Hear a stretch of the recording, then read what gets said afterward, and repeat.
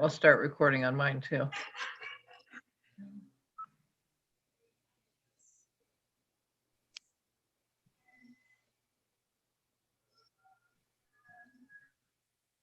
Hi, Michael. Good morning, or evening rather. Yeah, good morning. With that about sums it up.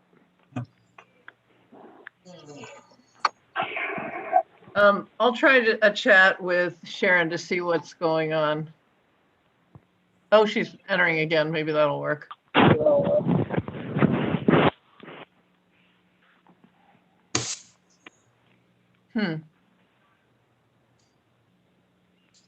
Dr. John is with us. Howdy. Oh, there's Sharon. Can't hear you though.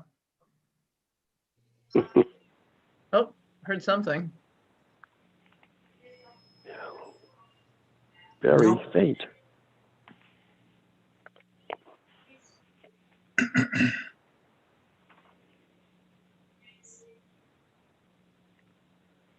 Sharon. Nothing, Sharon. You must be muted. She's not muted.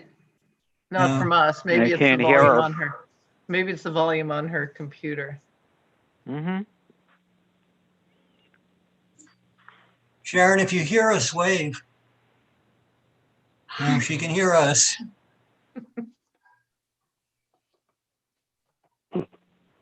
There's a little faint sound.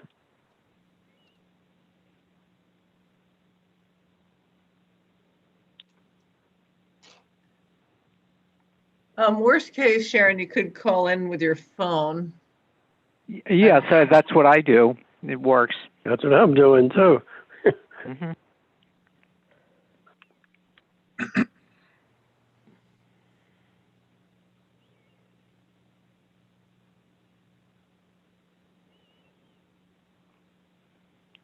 No, it shows her as muted.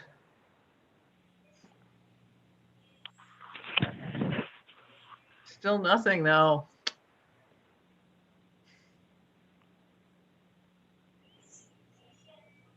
Anybody know American Sign Language? Huh. I learned a bit of it. It's far from fluent. I can give you Sharon, if you need the number, I can give it to you. Okay. I have it also. You know, I phoned in. If Yeah, I have it too. Yeah, that's what I did. well, yes, yes, yep, Well, it's that would right on make sense. It's right on the agenda too. Yeah, it's right there.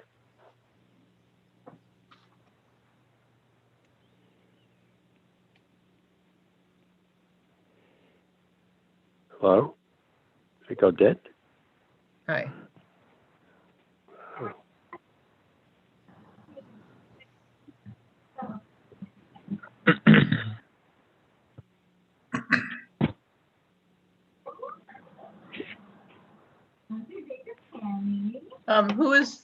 Whose phone number ends in 916? It's Michael Diorio from TD and Sons Okay. for 77 Vale Road. Okay. Yeah, if everyone could mute themselves until it's their turn, that'd be great. I can hear some feedback.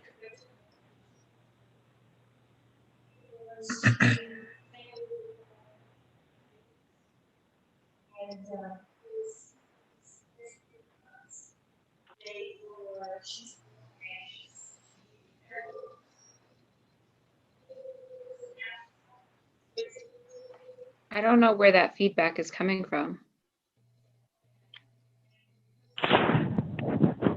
Somebody might be watching TV, perhaps. Sorry.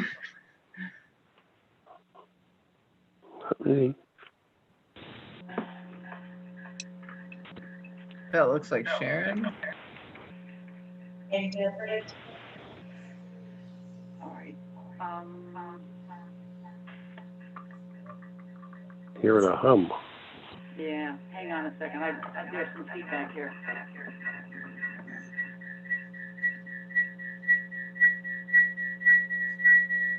What the hell is that? Now it sounds like a horror movie. All right. All right. This is Halloween, the movie. going to just dial back in. Okay. All right, everybody, can you hear me? Yes, good. I can hear you. I'm not sure what's going on with WebEx, so I just logged off. So, rather than continue to waste everyone's time while I figure it out, well, why don't we get going? And there's enough everybody that we can, follow the process. So I'll just stay on the phone for now. Okay.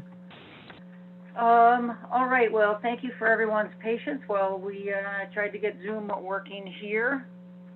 I think before I logged off, I'm going to just maybe ask for a little bit of people's help, I think. Let me call to order a regular meeting of the Brookfield Inland Wetlands Commission. Well, first, before I start, let me just ask Allison and Alice, you guys all ready? Yes, we're all set. All right, so let me start again. So I'd like to call to order a regular meeting of the Brookfield Inland Wetlands Commission. Today is Monday, the 25th of January, 2021. My name is Sharon Fox, and I act as the chairman of the commission. And I think I saw we have Mr. Michael Neustadt. Yes. Yep. Is a regular member. We have, I think I heard Dr. John Donovan, who is a regular member. That's right. Right. And also dialing in, we have Mr. Dave Frankel, who is Yep, I'm here. Did I miss anyone on the commission side? Nope, that's it. All right, so there are 4 of us, and all 4 will be voting members this evening. Let's see, also with us is Ms. Alice Du, who is the Wetlands Enforcement Officer, and also Allison Kennedy, who is our recording secretary. So I think that's it. So Alice, I wanted to just mention, I looked at the agenda, and I didn't see a nomination of officers for 2021. So, I mean, I think I was just made note as the chairman for calendar year 2020. But I think until we can get to that point in the agenda, if everyone is okay with this, Michael, John, and Dave, if you're okay, I'll still act as the chairman until we can get to that point. That's fine. I'm okay with it. However, being an alternate, I don't know if my voice counts very much. Yeah, it does. There are 4 of us here tonight, Dave, and you are a voting member. So yes. And I would be happy with that. I think, Sharon, you do an excellent job also with us. All right, well, thank you for that. It is a real team effort, all of us plus Allison. Okay, well, I said, let's see, so we'll start with wetlands enforcement. All right, actually, there have been no changes whatsoever except 132 and 134 Long Meadow. And that is on as new business because they have both put in applications. All right, great, thank you. Anybody notice anything around town you want to bring to Alice's attention? There were some trees cut down on Candlewood Shores Road down near the wetland that we have there, the open space down near Candlewood Lake Road. About a block out from that. I don't know if they got any kind of permission for that. But closer to Federal Road, or do you say by Candlewood Shores, John? Candlewood Shores Road, or when you first come in, it's about a block up, and it's on the left there. They cut some trees down.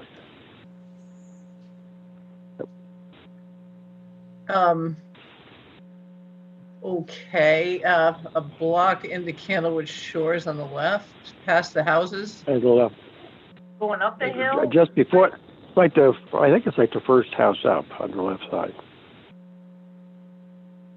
Okay. On the hill, because the hill runs up there, right? Yeah. Not North Lake Shore, Candlewood Shores Road, going up the hill. I guess I'll Or see if I can Just find past it. the flagpole. Oh, that's good, just past the flagpole, perfect. Okay, I'll see what I can find. Yeah. I'll just, Did you have my any wife idea actually mentioned it to me, and I like should have called on Or 20 or 30, or? How many trees? Yeah, like, is it full of trees? 4 or 6 or something like that. No, I think they're near the road. That's all I know. Okay. All right, thank you for that. Anybody else notice anything around town? All Nope. right. Again, I don't think we have any active site inspection reports. Again, the agenda notes a public hearing. We do not have one this evening. So we're going to move to old business. The first agenda item I have is 5A. It's the proposed maintenance plan for the grounds at Huckleberry School. I said I've just been very busy at work. I haven't gotten to that, but you guys all have my personal commitment, and I committed to Alice as well. I'm going to take some time off from work Friday and finish that. I'll probably go over to town hall because there will be a couple of applications. So I commit that I will get that done on Friday. So someone please make a motion to continue 5A. I'll move to continue 5A till the next regular meeting. I'll second. Thank you, Dave. Any discussion on the motion? All right, all those in No. favor? Aye. Aye. Aye. Aye. I heard 4 ayes. I didn't hear any objections. I didn't hear any abstentions. All right, motion carries unanimous. All right, we're going to go down to 11 Old Turnpike. That's the in-ground pool. We're waiting for some additional information on that. I don't think we have anything. I don't see anything new in the list. Alice, am I missing anything? Or let me open it to my colleagues. Do you guys see any new? We're waiting for some details about this. I don't see anything, and The 27th, and we would have an option, you know, if we don't have the information, you know, we can deny it without prejudice and recommend that the fees be waived. And so when they're ready to come back with the information that we have asked for, and again, we appreciate that everything is more complicated these days, that would be an option here for this application. Is there no one on the call from this application? Yeah, thanks, Michael. Anyone on the phone from 11 Old Turnpike? And again, I'm not online, so I'm going to rely upon everyone else. Anybody here, any hands being raised or anything, or any noise? Actually, none of the pictures are available at this point. Not only have you disappeared, everyone else has disappeared except Alex well, and me. they've turned off their videos. Oh, okay. The only one I'm not sure, and I think you told me already, and I forgot, 916, is that what? Oh, you're for 77 Vale? The phone number that ends in 916? Yeah, it is the fellow from Vale, so I don't see anyone. Okay, well, I said, so the land use office did not receive any additional information that would allow us to, you know, truly understand what this project is, distances, and a number of other things. There's no one that we can identify that's on the phone for 11 Old Turnpike. So my recommendation to my fellow commissioners is make a motion. I would entertain a motion to, like I said, to deny 11 Old Turnpike simply because the applicant was unable to provide the information. Do it without prejudice so they can come back at any time of their choosing, and we would recommend that the town waive the fees. I'll second that. Okay, all right, so I'll make the motion. Was that Michael second? Yes, it was. Yep. Any discussion on the motion? No. All right, so let me call it. All those in favor? Aye. Aye. Aye. Any opposed? Any abstentions? All right, motion carries unanimous, 4 to 0. Okay, next I have is 64 Riverford Road. Someone on the phone for 64 Riverford? Yes, Pete Pascalo with Sunburst Landscaping. Okay. Mr. Pascalo, last I remember, we had a couple of questions, most of which was related to the letter of consent for the work you wanted to do below the 440 line. That's what I remember being as an open item. And to my fellow colleagues, was there anything else or anything in addition you guys were looking for, you can identify we were seeking? Well, you had, Sharon, had questioned the height or or the slope of the sitting area. And looking at the new plan, that seems to be delineated quite well. I think everything we asked for is now showing on the plan. And the addition of some additional plantings, the corners of the sitting area, the height of the shed, the proposed shed. Everything I remember you asking about seems to be here. And with one minor question, it looks like they've decided, if this is correct, you're not going to remove that existing path that goes on the other owner's property. You're just going to abandon it. Is that correct? That's correct. At this time, we're going to leave it. If the neighbor asks us to remove it, we'll just have to get it in writing. At this time, we're not going to touch it. Okay. I mean, that sounds like it would be less disturbance if you do that. Yep.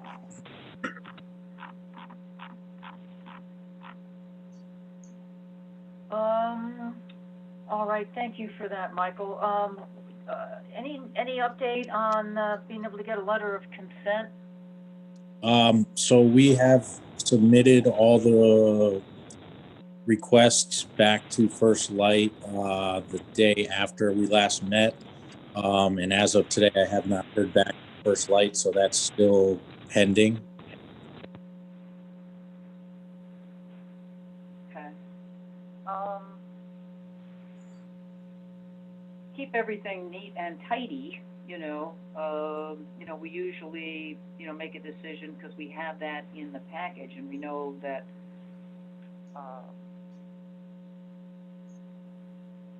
you guys have the agreement from essentially the property owner to do that work. I am sensitive to the fact that they may be, maybe a bit challenged given their remote work.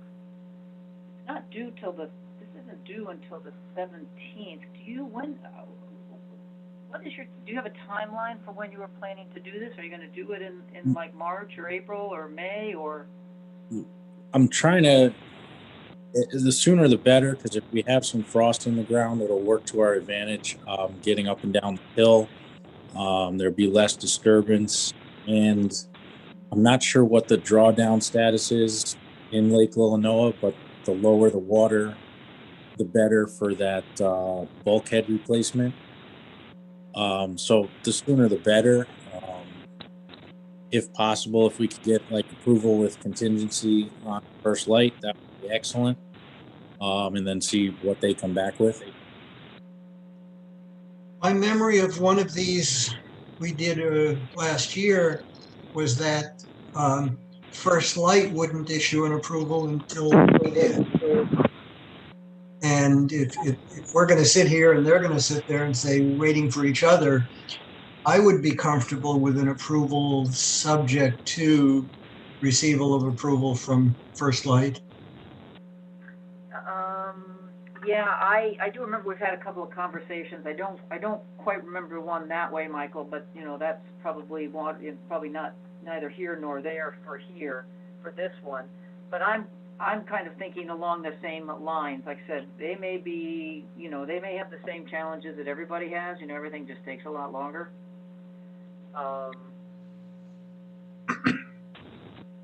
And I think I think it would be okay to approve it, given a stipulation that, they provide us with a letter of filing consent, say within 30 days, or if they don't have it, let us know what's going on in 30 days, something along those lines.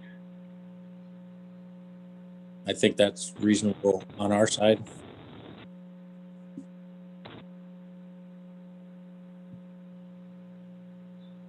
Well, with that, I'd be willing to make a motion to approve 64 Riverford Road, number W-20-46, based on a plan called Lake Access Site Plan, prepared for Sunburst Landscaping by CCCA LLC, subject to a receipt of approval from the,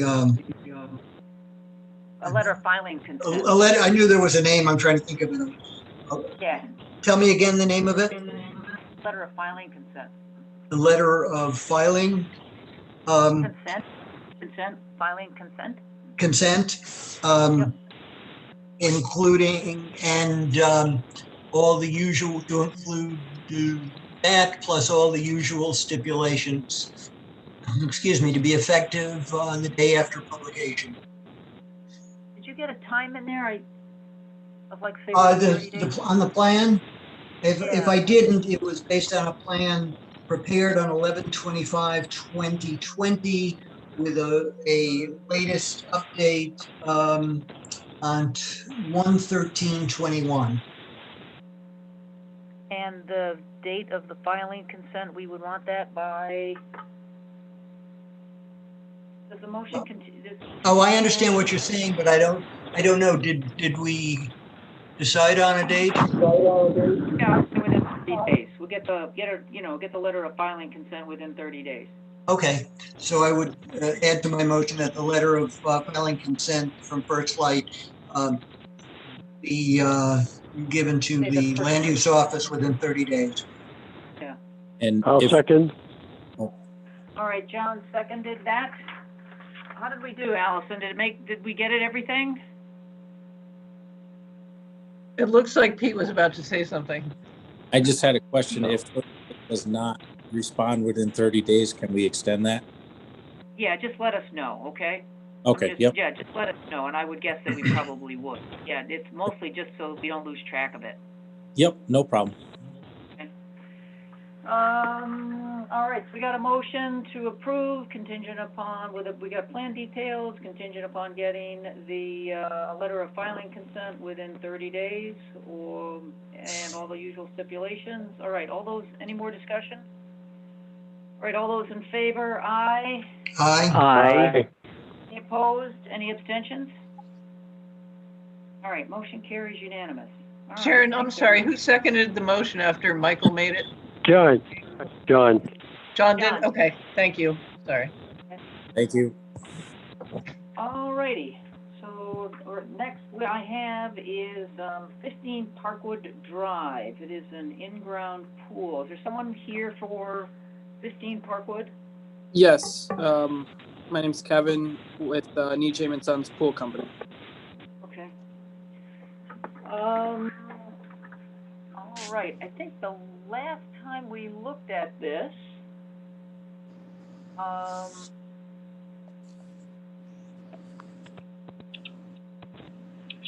think we were looking for some information. I may not have all of it, but some information about the pool grading and having the plan confirmed and documented. There's no dirt being left outside, the fence, and a construction sequence. So those are my kind of notes, and I see we've got some new information here. You want to comment on that? Yeah, so basically we just clarified kind of what we're doing with the dirt on the downhill side for patio and how much area we're disturbing and roughly the difference in height and elevation. And then that we would remove the silt fence after the grass seed takes hold, and also the pool equipment we marked out on the plan as well.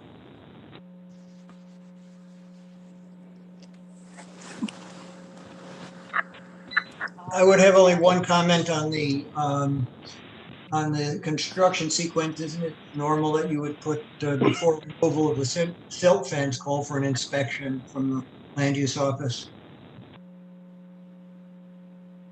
Yeah, we can probably, maybe in the motion, add like step 2A, Michael. Yeah, 13A or something, 14A. Yeah. But that might be what he's getting after with silt fence inspection by town of Brookfield. That's the first one. You're saying another one before we take it away. Yeah, that's what I was asking for. Yep. Yeah, so maybe just add to step. You were on step 14 then. obtain agreement to remove the silt fence and then remove it, Michael, is that?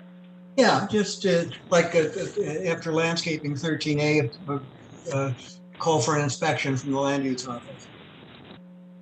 And then removal of silt fence. Or maybe anywhere in there between landscaping and removal. Okay. So we can incorporate that sequence with that stipulation maybe into the motion. Okay.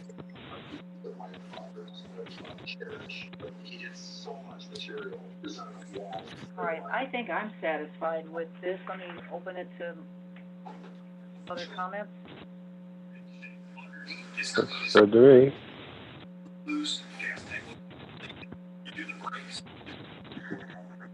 Okay, someone want to make a motion? Michael, you feel like the... Sure, I can be the motion guy tonight. Okay. What was that address? 15 Parkwood. I'd like to make a motion to approve in-ground pool at 15 Parkwood Drive, item number W-20-48, with the stipulation that construction sequence, a call will be made to the land use office for an inspection or removal of the silt fence. See what it has. What was that? Again, not speaking, could you please put yourself on mute? Thank you. Oh, Liz is there. Thank you. You have a stray voice. Sounds like a woman's voice. If you could put yourself, if you're not speaking, please just put yourself on mute. Okay, we have continuing the motion to include all the usual stipulations and to be effective the day after publication. Okay. I'll second.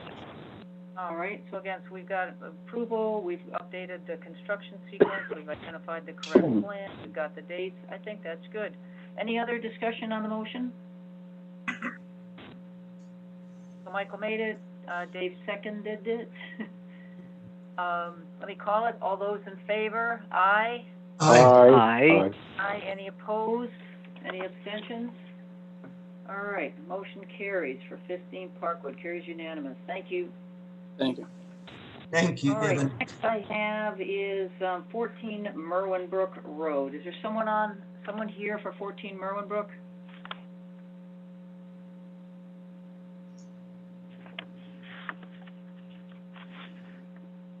Alice, did you get anything else from them, an updated location? Yeah, I think we were waiting for an updated, a more detailed location for the shed, and I think there were some questions about the orientation, there were some questions about its foundation, there were some questions about exactly where it was going to be located and how far from, I think it's Merwin Brook right there, right, Michael? Yes. Yeah. Yeah. It is. I don't see anything, I don't see any updates. Yeah, the last thing the gentleman who was here who's going to build it said was the owner had asked him to move it to a slightly different place, closer, I think, to the building behind it. And we asked him to come back with a drawing showing where they want it. And that's, I'm guessing we haven't seen that yet. No, Yeah, I'll give them a call. I said, I don't see anything new. I'll give them a call and see if they're still planning on doing the work.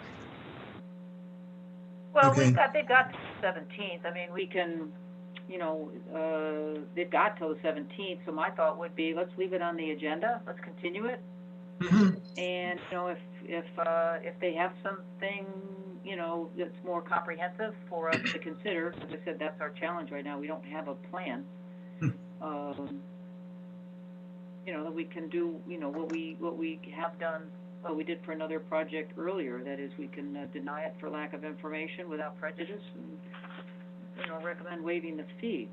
That's an approach. Well, it might be easier just to continue it one more meeting. Okay. All right, well, In then fact, I'll make that motion. I'm sorry, Michael, go ahead. Oh, did you make the motion? I'll second it. Oh, I'll do it. We'll tag team here. So Okay. I'll make a motion that we continue 14 Merwin Brook Road. It's W-20-49 to the next regularly scheduled meeting with the expectation that the applicant will provide additional information as requested for consideration. And I'll second that. Any discussion on the motion? All right, all those in favor? Aye. Aye. Any opposed? Any abstentions?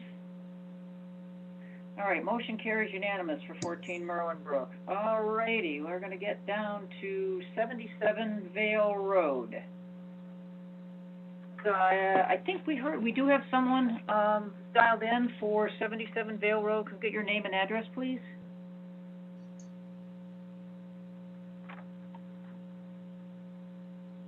We lose you? It looks like he's still there. Okay. I don't know what's going on with The There. landscaper, wasn't he? Can Okay, you hear me now? yes. Yeah. My name is Michael DiOrio from 77 Vale Road from TD & Sons Construction. Okay. Yeah, I think a couple people are having trouble with, at least I am anyways, and it's not me, I can tell you. All right, now I'm just looking, we don't have anything new, right, since we last spoke? I'm just kind of ticking down through the list, or is there anything new that you've submitted that you wanted to call to our attention? Yeah, the second page of the application has been filled out by CCA, and it was attached to the piece. Sharon, it's under 12 documents received after publication of the agenda. Oh, so that's why I didn't see it. Mm-hmm. Okay. All right, so everybody can follow down to the last one here. Okay, so let's go take a look at this application. Again, it's in the sort of after the fact notification. Was it a So separate we've got email? Disturbed wetlands, 0. Disturbed linear feet of water courses, 0. Disturbed upland review area, 24,000 square feet. And that is for your request is for us to consider underground detention. All right, does that encompass all the 24,000 square feet? Does that sound right? Yes. Okay. Well, one of the things I wanted to do was to go back to the, to the original, the discussion was way back in 2008, actually. So we did that, and with some help from the land use office. So we did that, and what we found, in that application, again, back in 2008, was that these swales were proposed, and the engineering firm said that these kinds of swales, are really sort of best practice for, for stormwater management. And, in my time here, the wetlands, that's what I have seen, the engineers had a number of applicants. They all talk about it. Property has the space for it. Those are all, that swales are the preferred, that's the preferred way to handle stormwater management, and not underground detention basins. So that's the little homework assignment that I took on, again, with great help from the land use office and Alice. So I don't know if my colleagues want to add to that, or questions or discussion, and then want to give you a chance to, for some input.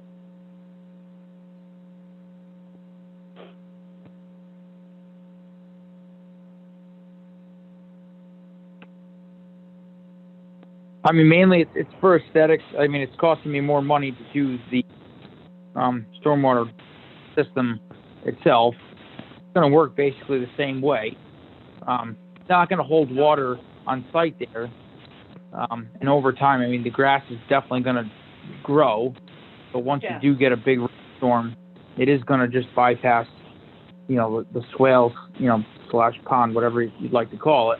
And it's going to essentially do the same thing if you were to have the water system there, stormwater system. I appreciate that. Like I said, it's back in 2008, and it was even called out at that point, 2008. I said the 2004 Connecticut Stormwater Quality Manual and the Connecticut DEP I'll talk about swales as the preferred method, and that's what you have. So I personally, and I'll just speak for myself, I'm not seeing anything in this proposal that would cause me to change it from, what was previously approved, again, as described as, a best practice. So I'm not seeing any reason to approve the change that you're. But just because it's the best practice doesn't mean it's the only one that works. There's multiple. I appreciate aesthetics, but my concern is stormwater management and best practices.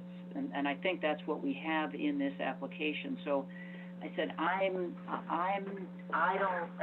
at this juncture, I don't feel that's, the change is best for, like I said, for the Connecticut stormwater management practices, which we try,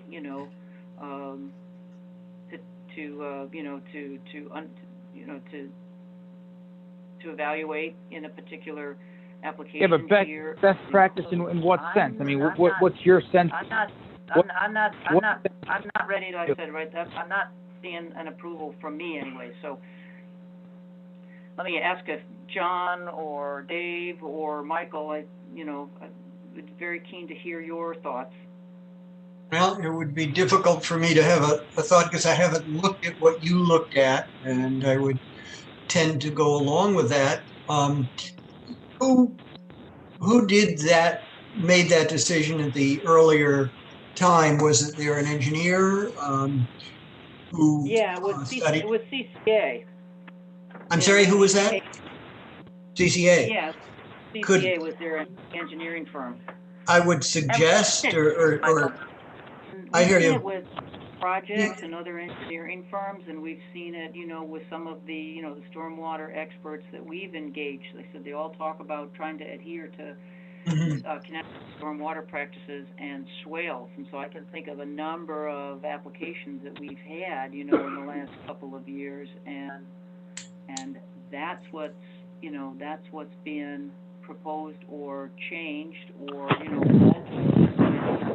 with this. Well, I would ask if the applicant could come back with a report from CCA that says, even though we said it was best practices, we think the new proposal is just as good. Yeah, I mean, if anything, this holds more water than the old system. I made sure. They have the opportunity to do so, but I would just encourage everyone, again, think about Connecticut's stormwater management practices, we have from the, from the state. I really think that should be a guide for all of us to consider.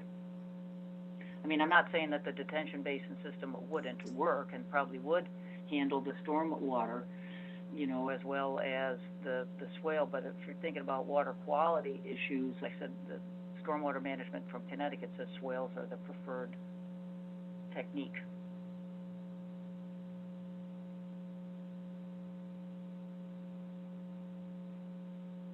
I mean, ma'am, as the applicant here, I do excavation work for a living. I put in a lot of, like, Coltech systems, or retention systems, ADS systems. I put thousands of them in. That's just how development basically is come to, and they all work on everyone else's projects. I'm not asking for much. It's just basically this.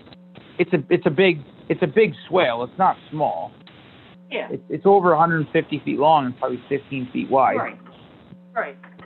The system that Steve designed is going to hold extra water, extra volume than if it was just a swale. And and after a couple of years, the swale basically, all the ponds that we've built over the years basically, have grass that germinate in them, and basically once the water flows in them super fast, it's going to fill up, go out to the outlet control structure, and it's going to go out to the wetlands. Same as if you were to put pipes in the ground, it's going to go in, it's going to fill up, saturate the stone, then start filling up the pipes, and then it's basically going to go out.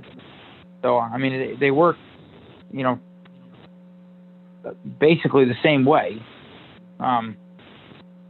So I don't know where the state says, or what the reasons are for saying that like a swale is the best practice for the, some sort of a detention or retention system. Well, again, for me, anyways, I'm relying on the Connecticut Stormwater Management document, which talks about swales being the preferred. That's not to say that these other things, again, don't manage water, because they do, Caltex and underground, they do manage it. But best practices, which is what's in your plan now, is the swale. So at this moment, I'm not persuaded to vote for a change.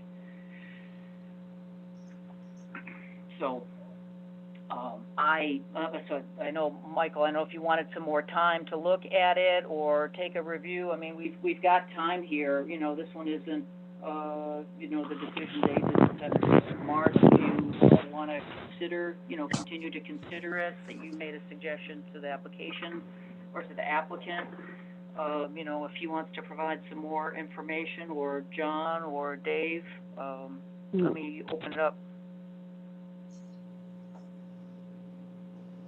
I like your reasoning, Sharon. I'll go along with that. Oh, to leave it open for a little bit and let the Yeah, why not? Yep. Consider the comments here, or? Yeah, leave it open for a little while. Okay. I'm all right with that. It sounds fine to me. Michael? What we're specifically... See, I really feel bad not having my video working here. Yeah, I would leave it open with if we could get with the provision that we would be getting from the applicant something from the same engineer that said, yes, this other method is equally effective. Yeah, again, we'll leave it to the applicant. I mean, I don't know if we can make it a provision. I mean, I think it's an option for him. So leaving it open, continuing it, gives him a chance to think about that. Again, I'll just restate, being persuaded by the Connecticut Stormwater Management Standards. So that's what's kind of driving my thinking. Yeah, I hear you, I guess, and I'm not ready to say one way or another because I don't have enough information, but I'd certainly be willing to listen to a specific argument from, or that's the wrong word, but a specific more information from the same engineer indicating that the proposed method is as effective as the original method. Okay, all right. Well, you've And heard that- heard our comments. Would you have any more questions for us or comments? Because I think, probably what we'll do is we'll make a motion to continue this till our next meeting. No. So I'll get a letter from CCA, and then and I'll have them write, how they compare. I guess what the differences are between a swale versus the RCP pipe. Okay. Again, you've heard, Mr. Newstadt's comments. I said, and you've heard mine about the Connecticut Stormwater Management. So I would encourage, have them, take a look at, consider their comments with that document. So let me write this down. So Connecticut Storm Water. 2004 Connecticut Stormwater Management. They'll be very familiar with it. It's probably one of the most ragtag pieces of documents in their office. Okay, so it's Connecticut Water Management System, and then I guess the difference is. Yeah, the data. Yeah, the 2004 Connecticut State Stormwater Management Practices. Okay. And I'll just have them put the differences between the swale and I forgot what you put, Coltex or pipe or whatever you put in there. Yeah. And then we'll take a look at it. Okay. Okay. All right. Thank you. Well, thank you very much. Appreciate it. So I'll make a motion to. More questions? No. Okay. All right. I'll make a motion then that we continue 77 Vale Road. It's W-21-1 to our next regularly scheduled meeting. A second? Second. I'll right, second. I heard Dave second. Yep. Any on the motion? All right, all those in favor? Aye. Aye. Aye. Okay, aye, all right, aye. Okay, any opposed, any abstentions? All right, motion carries unanimous. All right, 45 Obtuse Rocks Road. I think I saw Joe Marcoli on. Hi, it's Michelle McCauley from There Martel you are, Engineering. okay. Anyone else with you, or anyone else for 45 Obtuse Rocks Road? I don't see Attorney Marcus yet. He had a meeting, another meeting, so he's a little late. Okay. All right, well, we'll be on the lookout if while we talk about it, he shows up, please let us know, or I'm sure Okay. he'll chirp up. I've got some thoughts here, but before I go, let me just ask, let me open it up for Michael or Dave or John for your comments.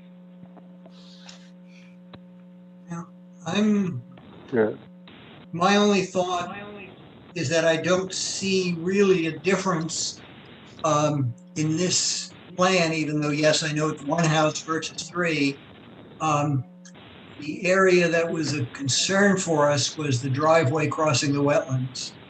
And I don't really see any change from our original discussions, and I don't see why I would have a different thought on that. Are we going to allow a driveway to cross the wetlands? Yeah, it's right. It's two crossings, right, and then it needs to run through and permanently eliminate some wetlands. We were doing 2 open bottom box culverts at 2 of the crossings, so the water will still continue to flow.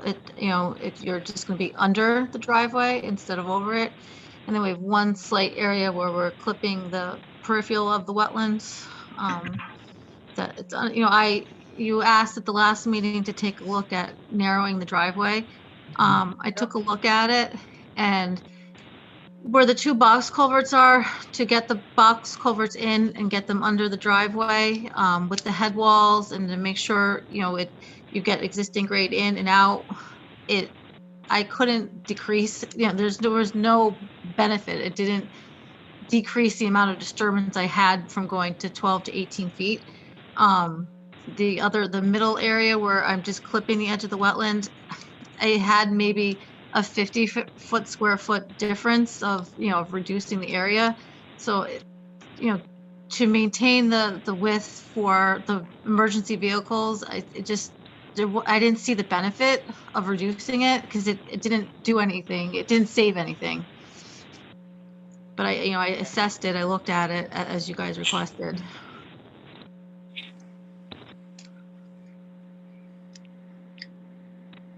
And we did, and I don't know if you saw, I did a little summary. I did a letter kind of outlining the whole process, and I did a summary. And I know, Michael, you said there's no discernible differences, but we did reduce the upland review impact area by almost 50%. We went from, I was at 122,000 square feet, and I'm down to 60,000 square feet. I cut it in half, and I reduced the wetland disturbance area by, almost 25%. It was like 24.3 or something, but I went from 2,000 to 1,600. So there was large decreases. And that's from the original 3-house development? Yes. Yep. So we definitely decreased the impacts, and every suggestion that our wetland consultant and the town's wetland consultant had asked for, recommended, we incorporated into our the design.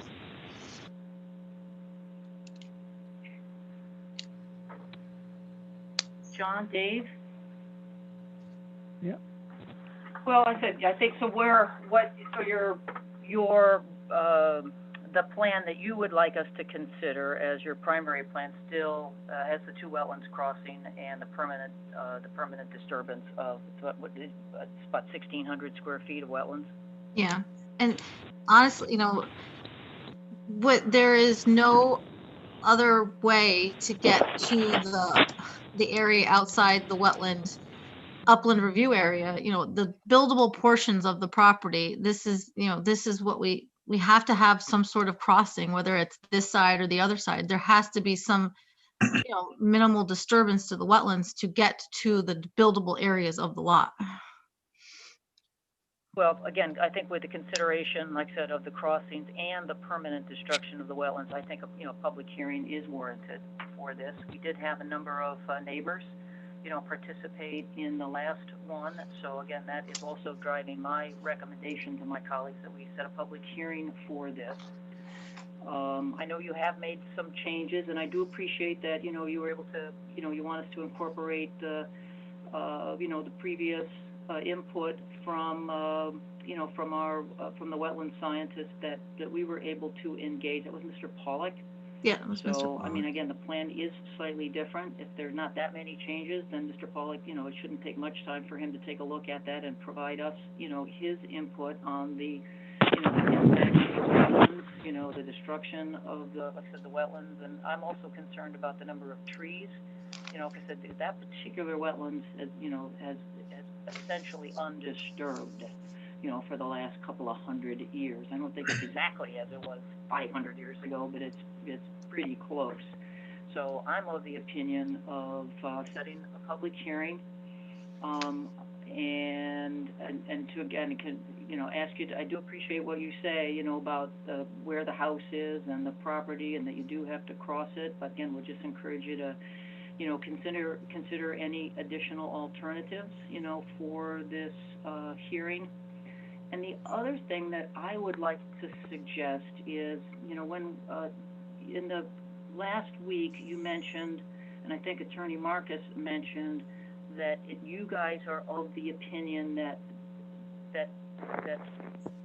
there's, how do I want to say this exactly? That adjoining lot that we looked at, that was a part of this property, you're saying that house that is there is not a part of that lot. Now, we in the land use office, we don't have any information to support that. So I would also like to suggest that as a part of this public hearing, the applicant provide, some documentation that would, represent your opinion that there are two lots there, or at least that the area where that older home was, the existing home is on a lot and is not a part of this. Again, we don't have any information to support that. We have actually, again, what we know, and you may know more, so that's why I'm asking for it. As far as our information is, that's all one lot for that existing house and the other. So I would ask, as a part of the public hearing process, provide us some documentation to support that, support your contention, so that we can consider it. Sharon, Neil Marcus here, just joining you. I was in Bethel at a public hearing before the Inland Wetlands Commission ran over. Yeah. But on the title issue, I've provided the information on the title to this property to Tom Beecher. I thought it was referred to him for a decision anyway. The Inland Wetlands Commission, with all of your abilities to determine wetlands and watercourse impacts, really are not charged by statute to make title determinations. Seriously. And you don't want to. No, we understand that, Mr. Marcus. All I am asking for is the information that we have for the commission shows that that other home is a part of this lot. And all I'm asking for is some documentation from the applicant that says it isn't. Okay. That's not our understanding. I'm not here trying to make a decision about title or whatever. I'm just asking for something that would support what you're saying, that is a separate lot, because from what we know, it's a part of it. Okay. And that's all I'm asking for. We don't have anything that, that would support. We don't have, we have a different opinion. So for what we know, and that's what we're asking. Hold on. I love to have your different opinion, have you done a title search of the property? No, because we don't do Then how can you title have any searches. opinion? Seriously, if you've never No, searched the we title, don't do you them. can't have an opinion. Seriously, or you can't have a meaningful opinion.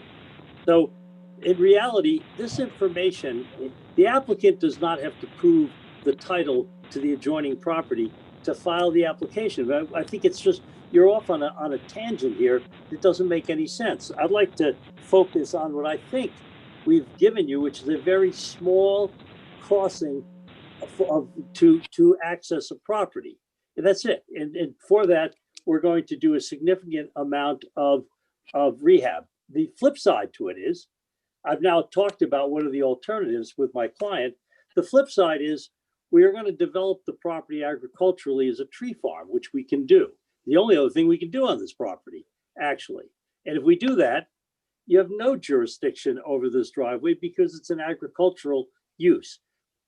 Which I'm not encouraging, but if you're willing to give up any of the restoration and everything, then quite honestly, at this point, the only use of this property will be as a tree farm, which it might make a nice tree farm, but quite honestly, the impacts to the environment for a tree farm are significantly greater than a house. I mean, because you'll have a lot of wetlands disturbance once you go in there and start planting literally Christmas trees. And by the way, we were involved in I know over in Oak Meadow, we were involved with a tree farm from years ago that the former town controller had. And on that site, there were significant wetlands that were for years. Well, you were actually there. You guys finally approved a house on that property. But when it was used as a tree farm, nobody cared about the wetlands because it's exempt. So I think, quite honestly, you've gotten to the point now where this application is moving a little bit from the legitimate regulated activity of a small crossing to issues of title. I mean, I will be glad to share with you, and I will send you when I get back to the office, our title search. But I can tell you why you think it's one lot, because the tax assessor made a mistake about in the late 70s, early 80s, where he merged the two properties for tax purposes. Well, that's fine. They taxed them together for years, but the title was never merged because there are no documents in the land records. So I'll give you all that, but I think really what I'd like, I have no reason to see why we are having a public hearing. The statute says you have a public hearing when you get a petition for 25 residents, which we don't have, or you have a petition, or you can make a finding on the record of a significant activity which then would be in the public interest to have a hearing about. But the only activity here, quite honestly, is we're having a small crossing of a wetlands for a culvert and a driveway, and it's a huge lot.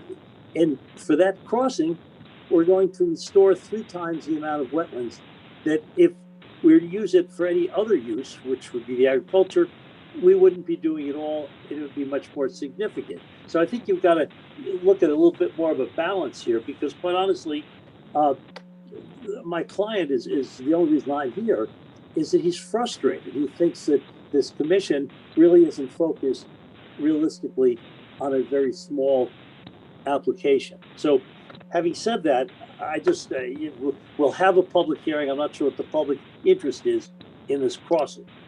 I'm not even sure, quite honestly, what the commission's interest is in this crossing. It's pretty minor. But if you're really focused on that, then as I say, we are going to continue to develop the agricultural use of the property simultaneously, and so be it. The driveway will go in without commission control, because that's what they can do. So I think you've got to put this in perspective. That's all.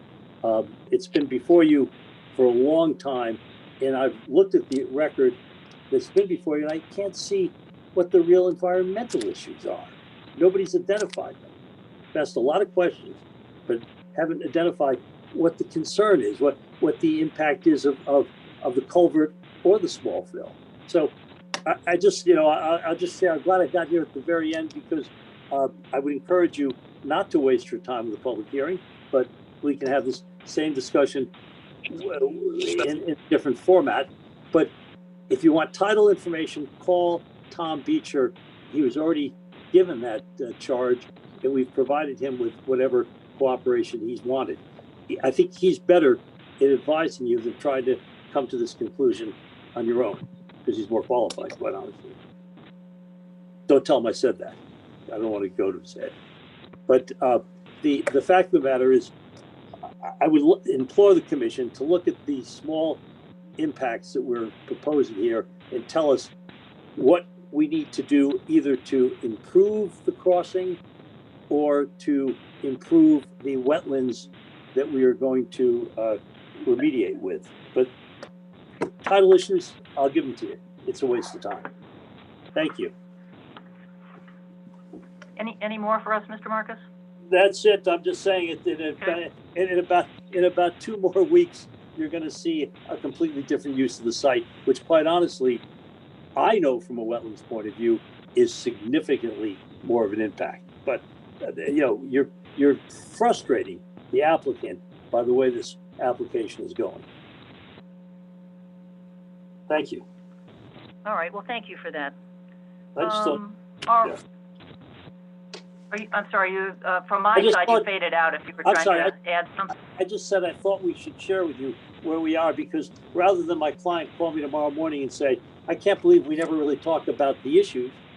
I'd like to talk about the issues, but we'll talk about having title discussions, public hearings, and we still avoid the issue of what is it that this commission wants to change to have access into a large piece of property in the town of Brookfield, period, for use. I mean, the Inland Wetlands Act, I think I may have told you this before, the Department of Environmental and Energy Protection, DEP, is not the Department of Environmental Prohibition. It isn't. It is to regulate and improve so that you don't do damage when you're, it's not to deny you the use of your property, it's that you don't do unnecessary damage to wetlands and water courses when you use your property. So that's what we'd like to know. What is it that you want us to do? And all we're getting are, well, let's have a public hearing and let's have a title discussion. It never gets to the issue. It is frustrating. Could I speak for just a second to that? I do believe that the plan as presented is probably the least disruptive or destructive of wetlands way to get to the developable part of the property in the back. The question in my mind is whether you're talking about destroying a huge wetland to develop a small piece of property or destroying a few 100 square feet of wetlands to develop a huge developable plot. My question, or in my mind, I wonder if we should allow any destruction of wetlands at any time. If we're going to do that and allow the least amount, then there's no real problem here in my mind. But however, I have to tell you that I look around the state of Connecticut, and there used to be a lot more wetlands, and the destruction of so much wetland property has caused all sorts of problems. And I'm hoping on my watch that we don't destroy any more wetlands. So that's the issue for me. Do we allow, or if there is a developable part of the land, are we going to say, okay, what's the least destructive way to get to it? Or say, because you have to destroy wetlands to get to it, you can't build there? I don't know the answer to that, but that's what's going through my mind.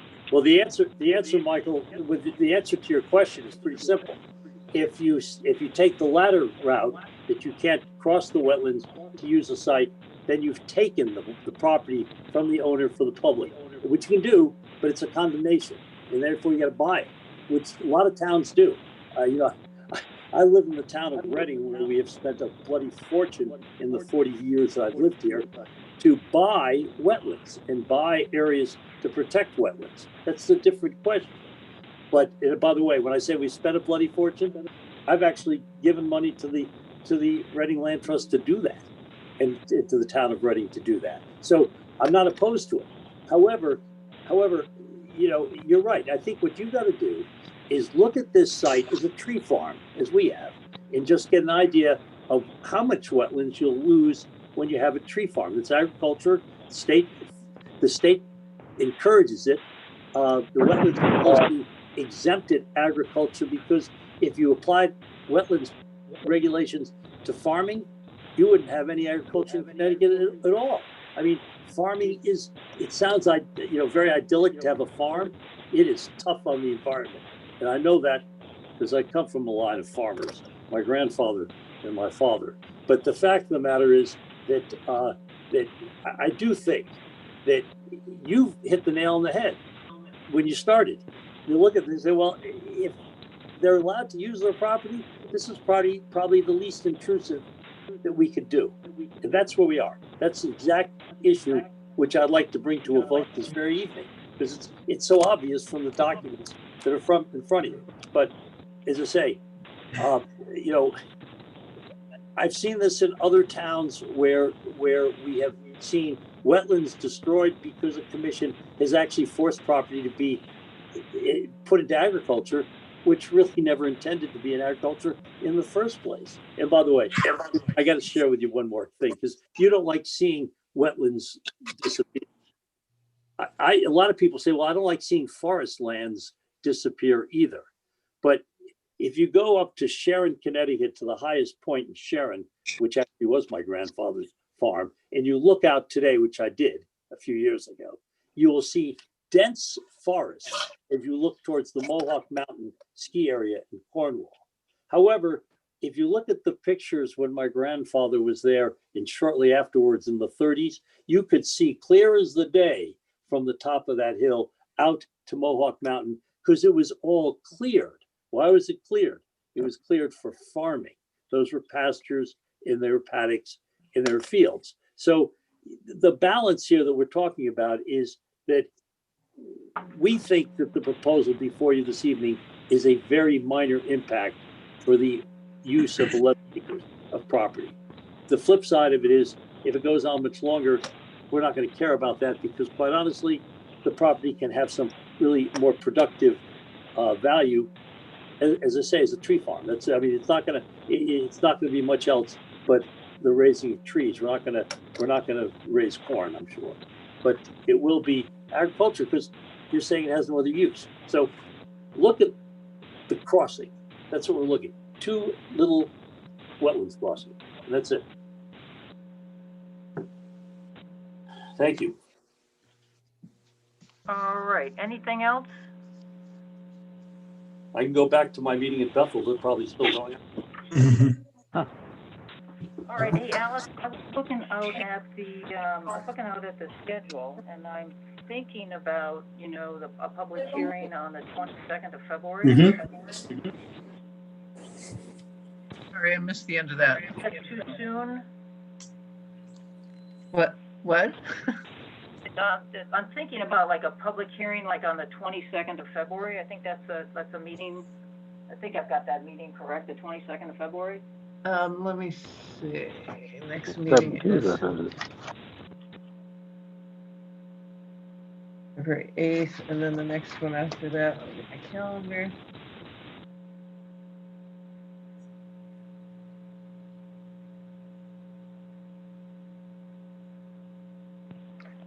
Yeah, 22nd. You think if we were to make a mistake, is that too soon considering all the notices? I'd have to look at it. I don't know offhand, but I would think that would be enough time. It's about a month from now. Yeah, we got to get notices out to, you know, out to the newspapers. There's 2 of them we have to get out. And Well, it's just 15 days in advance and you're 30 days out. So you should have plenty of time. Yeah, it sounds like it's just that everything takes a little longer these days, you know? Well, actually, the legals are faster because we don't have to post them in the newspaper, just on the website. Oh, well then, I did not know that, so I'm glad to know that. So it sounds like February 22nd would allow for the notices then. Yep. All right. Then, I said, I think considering, you know, all the comments, mine, you know, Michael's, the attorneys, and Michelle's, John and Dave, I don't know if you guys want to add anything to the conversation before I make a motion to set a public hearing? Nope, I'm good Not with everything. All right, I'd like to make a motion then, we set a public hearing for 45 Obtuse Rocks Road. It's activity number W-21-2 for February 22nd, 2021. Have a second? Second. John, second. Yep, thank you, John, I heard that. Any discussion on the motion? All right, all those in favor of the motion? Aye. Aye. Any opposed? Any abstentions? All right, great. So motion carries 4-0. Great, thank you, everyone. Thank you. Okay, that's gonna get us over to new business. So we have two applications here. We've got 132 Long Meadow Hill Road and also a companion, I guess, application for 134 Long Meadow Hill Road. Let's see, I think we can kind of talk, they are related. This is the project, you know, where the dam was changed and the water courses were changed. And we've got the beaver plans site. that sort of spans two lots, you know, that will, what's the word I'm looking for? That will, bring the property back to essentially where it was. So I'm thinking we can kind of talk about them kind of together, but I think in the end, we're gonna need probably two motions, one to approve one plan and one to approve. So that's sort of my thinking on these two. Any additional insight, or anyone feel differently about that? I would agree, but just to note, the application for 134 looks quite complete. The application for 132 does not have any information about what they want to do. I would assume it's exactly the same. Yeah. But no information about the purpose and description. Well, we could add that. Yeah, for I would them. think so. That's not a complaint. It's just we should probably put something in there. Okay. Let's see. Also, just one quick question that kept confusing me on this. At one point, you were talking about, you being the applicant, bringing the pond or the water level up to its former height. And at another point, somebody was saying that we should approve it to come up to 6 inches below its former height. Is there a reason for the discrepancy, or we're just looking for a little leeway? Anyone here or either? Oh, I think that might be Dave. Let me mute him. Okay. Yeah. Okay. That was Dave. Okay. Sorry.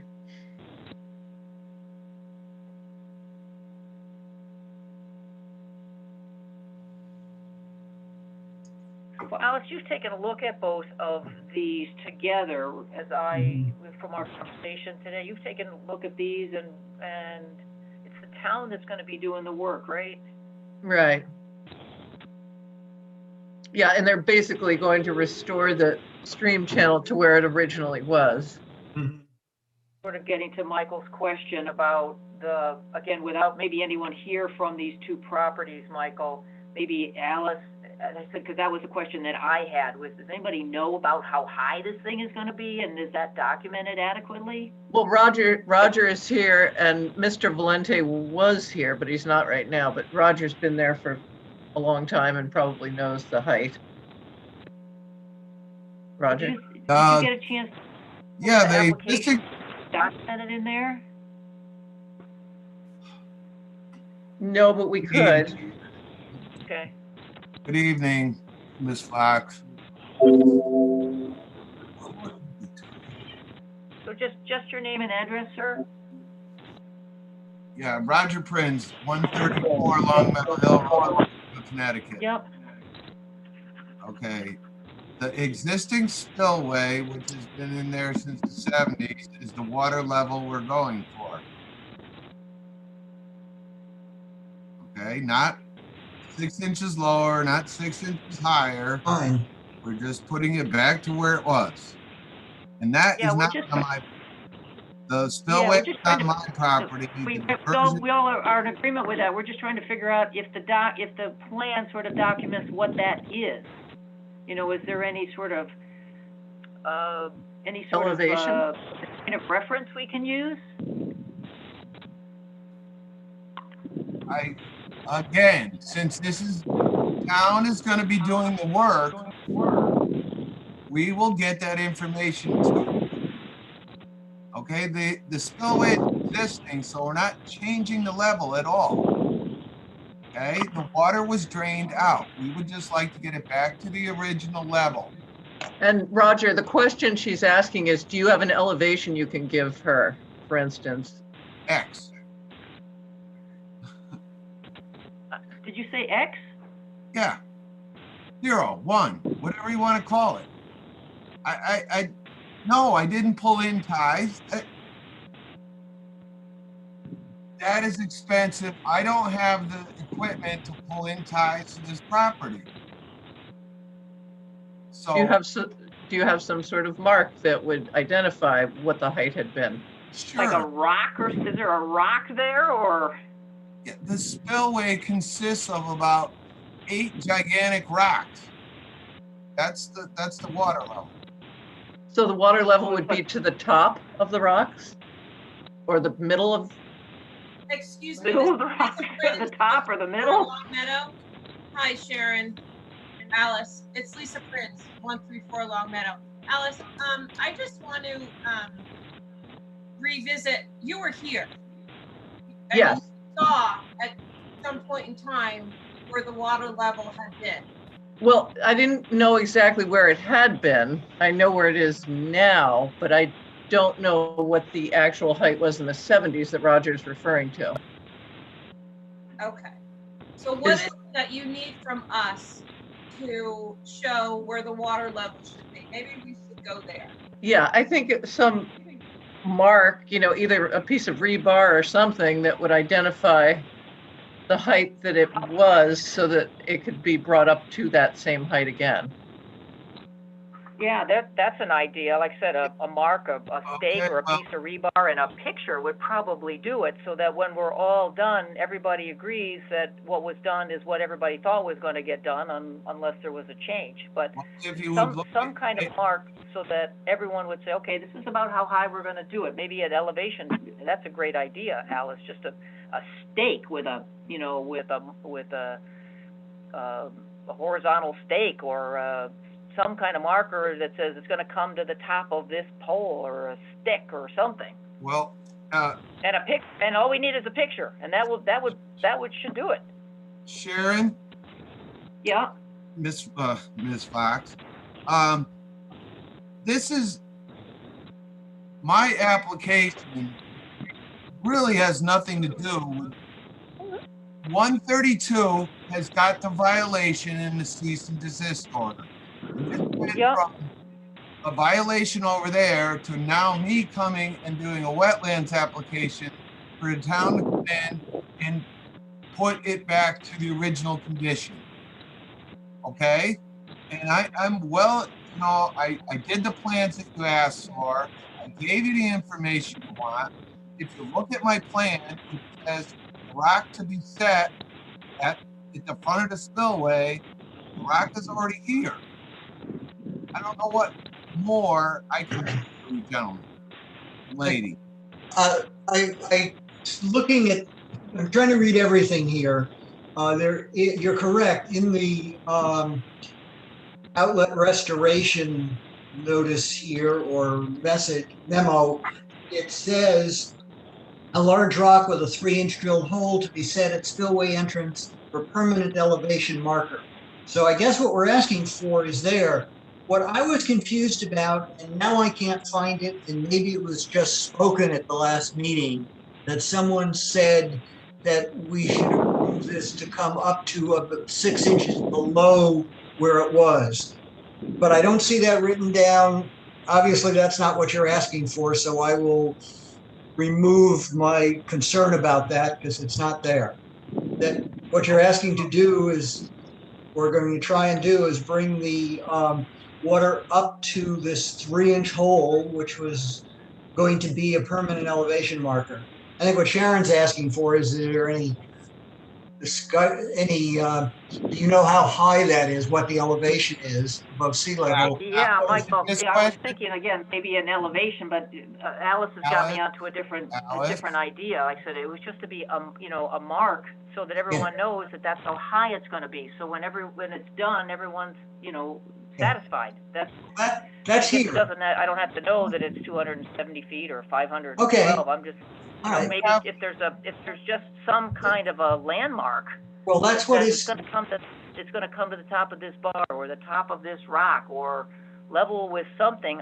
That would give the town, you know, a good gauge as to, you know, how high to make this thing. So that's what I'm seeing here. The spillway is existing. The Okay. spillway is there. It's existing. The only thing I want the town to do is clean the spillway out from the beaver dam that plugged it up.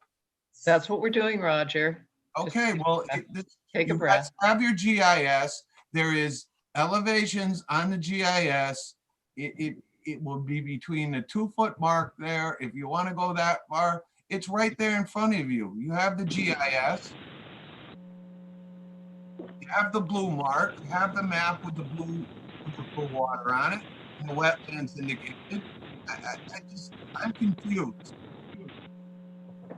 I'm being put through the ringer because my next door neighbor did a violation. Hey, Michael, which document were you looking at? I'm looking at a document called Hop Brook Swamp Outlet Restoration, dated January 11th of this year. Proposed work, details, and under the details, it says use 16-inch fieldstones to line stream bed and spillway to prevent erosion and allow for fish passage. A large rock with a 3-inch drill hole to be set at spillway entrance for permanent elevation marker. So the question is really, how does anybody know where that is? How will somebody know where to put that thing? Again, the spillway is in existence. We're not raising the spillway up at all. Okay, it's existing.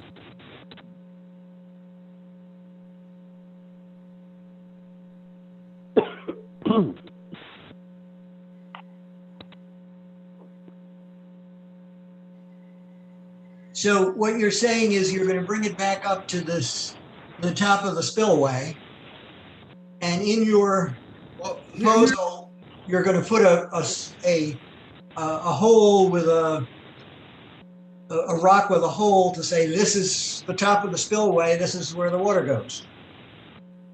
I'm happy with that.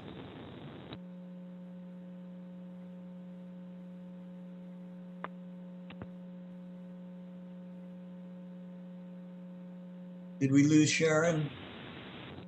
No, I'm thinking. So no, you didn't lose me. Sorry. Yeah.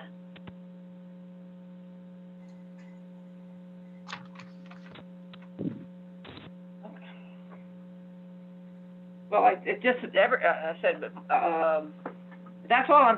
My only hesitation. I think it's a good plan. We want to get it done. We don't want to create a lot of problems. I'm just trying to avoid any misunderstanding that when the work is done, that there's no chance that the work could be done differently than people had expectations. That's my only interest here. I'm not trying to be a nuisance here. I'm just trying to say, well, there's going to be an agent do the work, and we just want the agent to say, we got to do this, and then it will look correctly. And we were thinking, I said, if you're going to repair it and bring it back up. We just needed some landmark, that's the Okay, landmark, You're to say talk- he's done. That's all I'm looking for.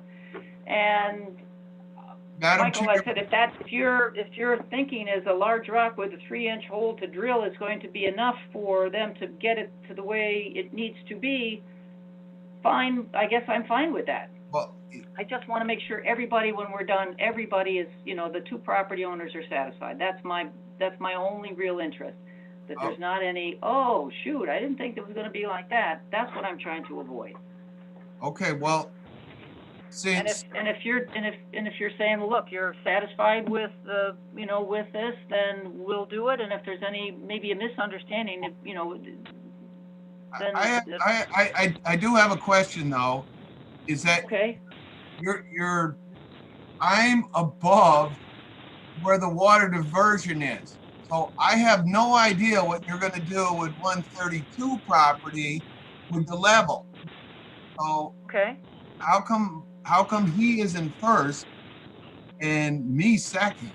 Because without his work being done, whatever I want or whatever they're gonna do on my property won't make any difference.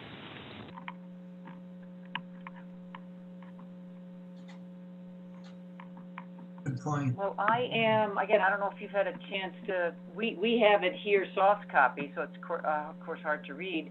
I don't know, I don't see in that, I see a GIS map.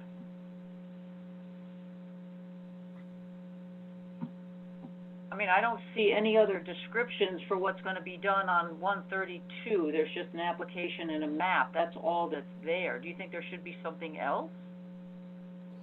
What are you gonna do To make with? sure this is done the way you are expecting it to be done, or Well, hold on. okay? Like I said, I'm being put through the ringer because my next door neighbor has got the violation. It's not me with the violation. So he has no plan of what they're gonna do over there? It was Well, my I'm looking. Sorry, it was my understanding they're taking the material and putting it, blocking his stream channel entrance. Taking the material from your property and putting it there to block it so that yours then becomes the main tributary, the main channel. Well, I guess that it will work. It's just odd that I go through all this hassle and my next door neighbor, I don't even really feel that I really needed to put in an application. I did it because you asked me to, but yeah, how come 132 has no plan and no restoration, really? That is strange to me. Well, what do you want him to restore? The Phragmites? Replace all the trees he cut down and let the buffer zone regrow. Well, he said that the trees were cut before he moved in from the property owner previous. I'm not one to call somebody a liar, but I find that hard to believe. I don't know how to prove it either. So anyhow, I would like to get this work done. If my plan's acceptable, then that's it for 134, and you guys can take care of 132.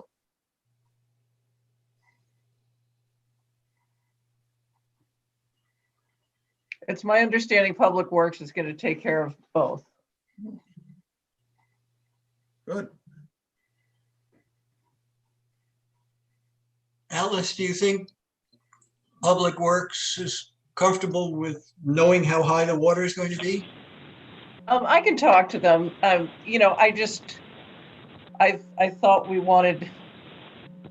thought this could be done quickly so they could get going while it's still frozen, but if not, we'll. No, I'm not saying we necessarily have to hold up for it. I just, I want to make sure that everybody's on the same page, certainly. Yeah. Yeah, well, And that's my only interest, and as far as I'm concerned, I mean, if, we could approve this, if Public Works wants to take a look at it and say, here's exactly what I'm gonna do, or they've got some questions about what it is, they can come back.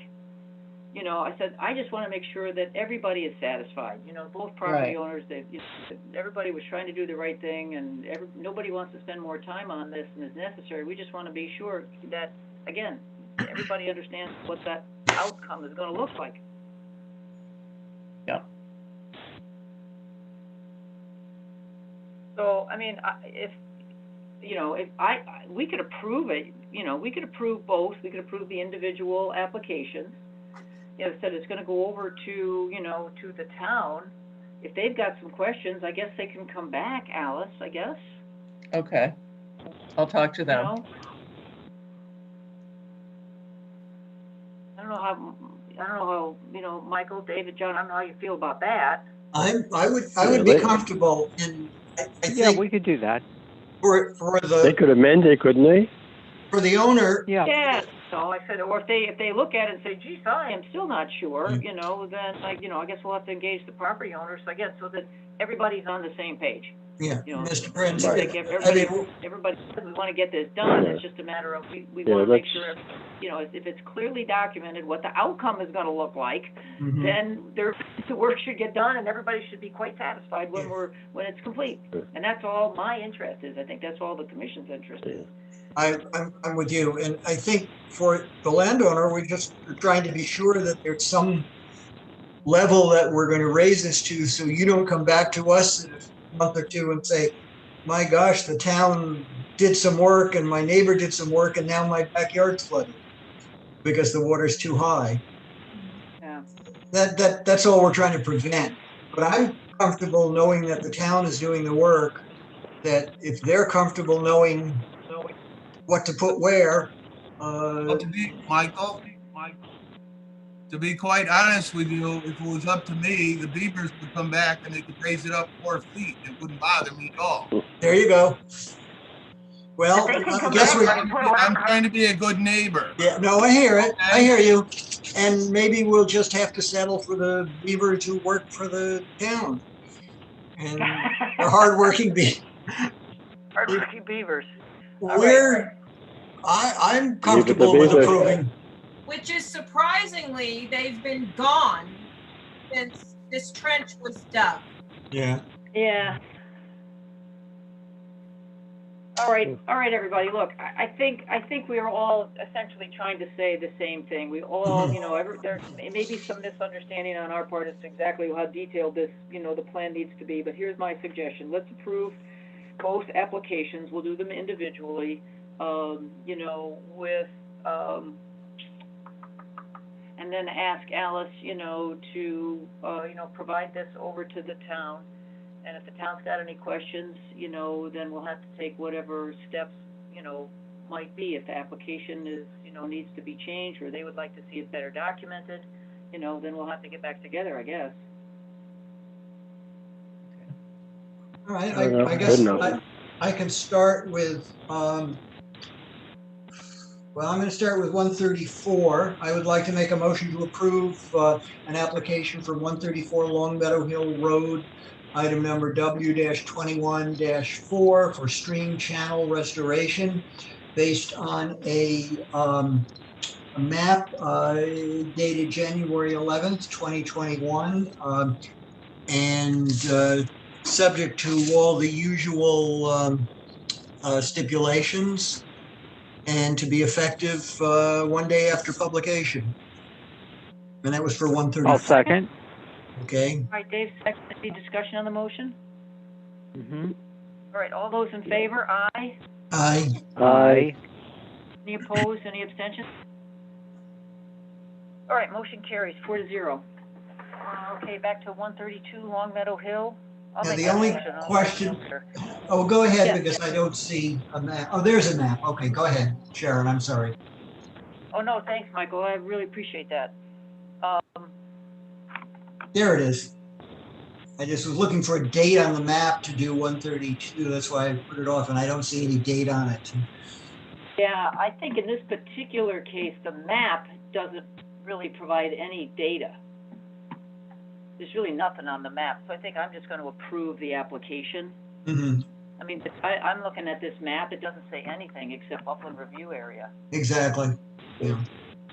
So I'm just gonna approve I said I'm gonna approve the application and mention there's an ancillary, map, with all the usual stipulations and the day after. Yeah, the map is dated December 11th, by the way.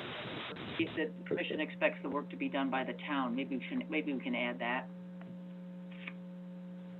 So, all right, let me give this a try. I'd like to make a motion that we approve the application for 132 Long Meadow Hill Road. It's activity number W-21-3 as described by an application dated,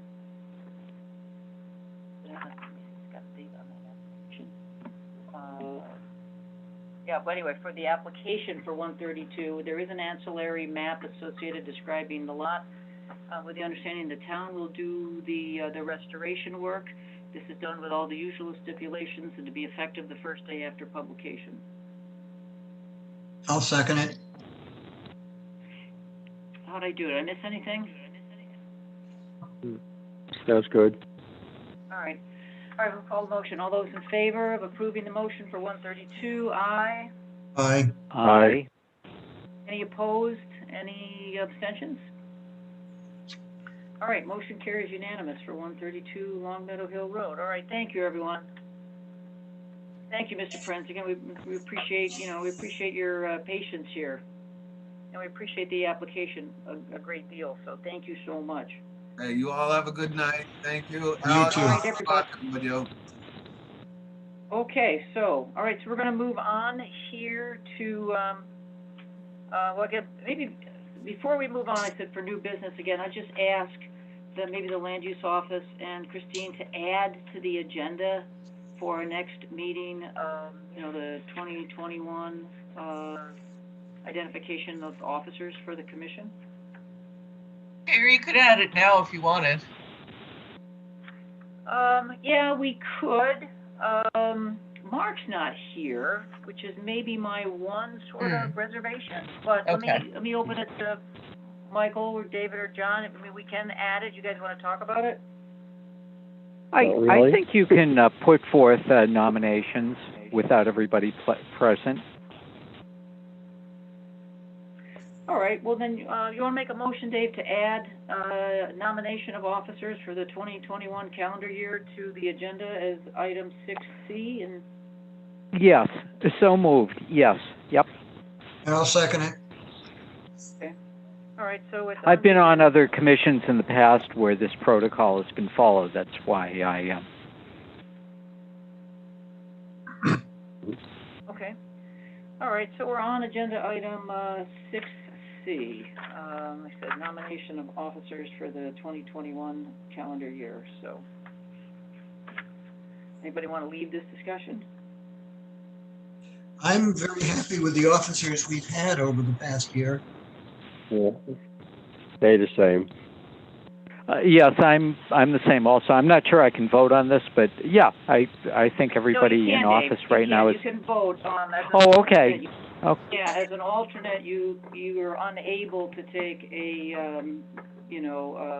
of the roles, but you definitely are a voting member. You're a voting member tonight. So. Okay. When I was on the planning commission, alternates could not vote for officers, even if they were voting. Well, we're very egalitarian around here, so we want. Excellent. Good. I'm glad to hear that.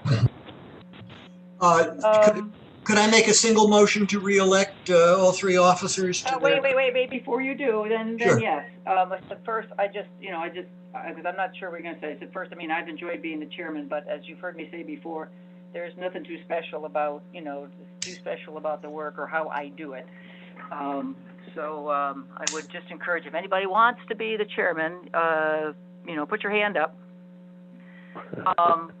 I'd also want to make note, he's not here tonight. But Bob Hutteman, he has been the secretary, but he's not here tonight. And he hasn't been here for a while. I make no, I'm not trying to, so I don't know necessarily if you guys, because I kind of heard a little bit that you were maybe continuing there. I am not sure, since he hasn't been here and he's not here now, that is, Yeah. that that's something to, I think something to think about in the identification of the secretary or even the vice chairman, because Mark's not here either. Well, Sharon, just one comment on Bob is that he is having trouble doing Zoom meetings because of his hearing. Yeah, again, I don't mean to get into the why, but I said he has not been able to participate. So. Incidentally, at some point when there's an opportunity, I would like to become a full member of the commission. If and when it arises.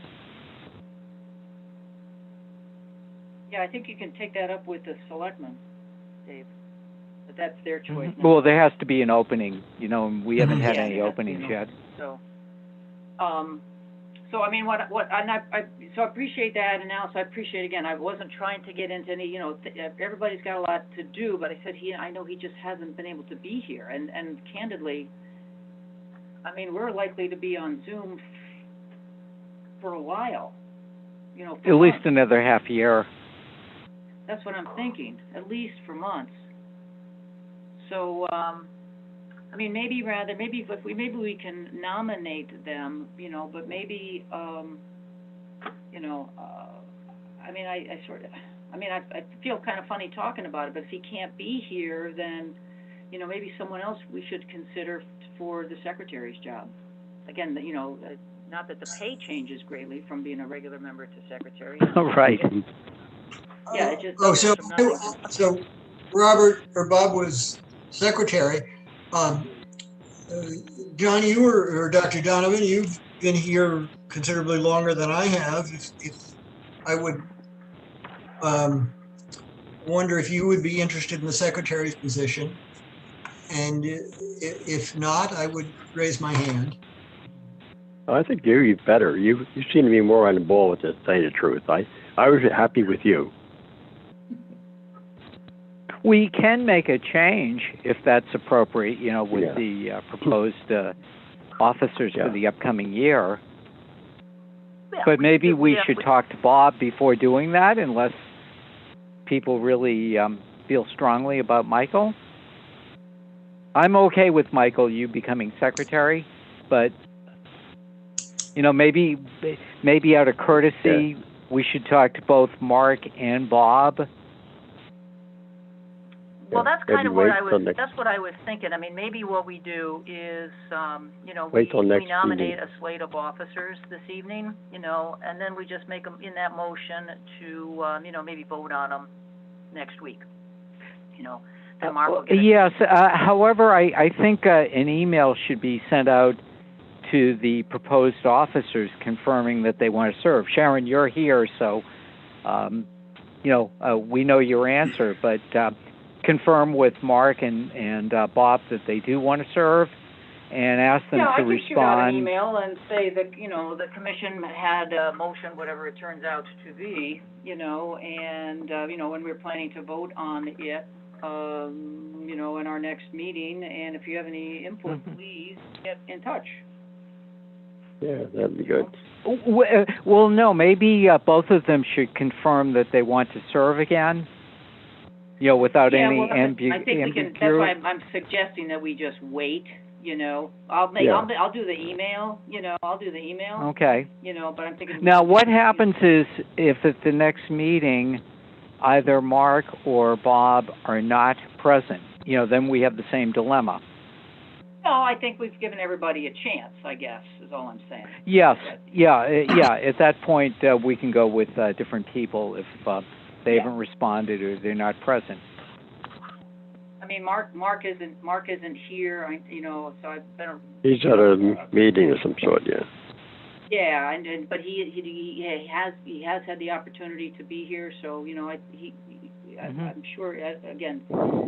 How long's Mark been on the commission? I don't know. I don't remember. So. Is it years, decades? I couldn't tell you. Mm-hmm. So, I personally, you know, I personally said if anybody could be the chairman, so if anybody wants it. No, you do fine. He does better than As fine. far as I'm concerned, you're good for another year. Yeah, okay, so I will acquiesce to being the chairman again. I might suggest that we keep Mark as the vice chairman, and Michael, I think I said I said I would be very supportive of you as as the officer. I mean, essentially, it's just a matter of if I'm not here and Mark's not here, and then the next officer is the one to run the meeting. Oh, you mean there's work involved? Well, running the meeting, you have to make sure everything just goes smoothly. You have to follow the agenda. And just, So. Well, the funny thing about it is, and I'm telling you this from my experience in the Planning Commission, a meeting takes up a life of its own anyway. You want to keep it moving along, but the various elements just sort of operate, without much encouragement. I'm not being facetious about that either. All right. John, you want to make a... Sharon, you find that when you run the meetings, it takes on a life of its own once you get going with it. It sure does. Hey, John, you want to make a motion for us? Who, me? Yeah. Yeah, just make a nominating. Just a nominating a slate of officers. Okay, we nominate Sharon as the chairman, Mark as the vice chair. Now, what do we do for our secretary? Are we going to go with Bob? It's up to you. It's your motion, but I would like to suggest Michael. Yeah, I know. Okay, I'll go along with Michael also on that. Okay, I wasn't sure if you wanted to do that right at this point, before you contacted them. Well, it's sort of a professional courtesy to ask somebody if they want to serve again, but no, if the three of you, feel that, it's time for a change, then I can go with that. Yeah. All right, I'll go with that. Michael's here at every meeting. He participates. Yeah. He's a good, solid member. Right. All right, so we have a nomination for a slate of officers. Do I have a second? I'll second. Somebody else. All right. Well, no, it isn't. It's a little awkward, the other people who are being nominated for an office to vote for themselves, although that's what it's going to come down to. Yeah, well, it's awkward, we're just nominating this. I think we're just going to nominate a slate of officers, and then we'll vote. Okay. Vote next week. All right. I think really the motion is, the call of the motion is really just to accept the nomination of the slate of officers. Yeah, exactly. And Sharon, if you speak with Bob, please tell him that I suggested that he wanted to. That I thought he would, be fine if he wants to continue.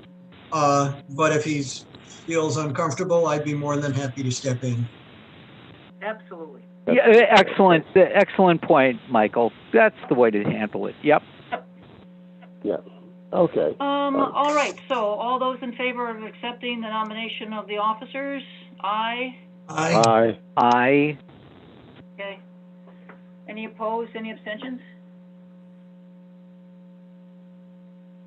All right. And as Dave mentioned, this can change at any time. So. Well, you just want to be, don't forget, this is all voluntary, what we're doing, and, you do the best you can, and, you want to be nice to people, basically. Right. It is all voluntary. You're exactly right. All right. Well, thank you, everyone, for that. So we'll move on. I think we've got the Huckleberry Hill Elementary School expansion letter. Yeah. That's the only thing I saw that was unusual.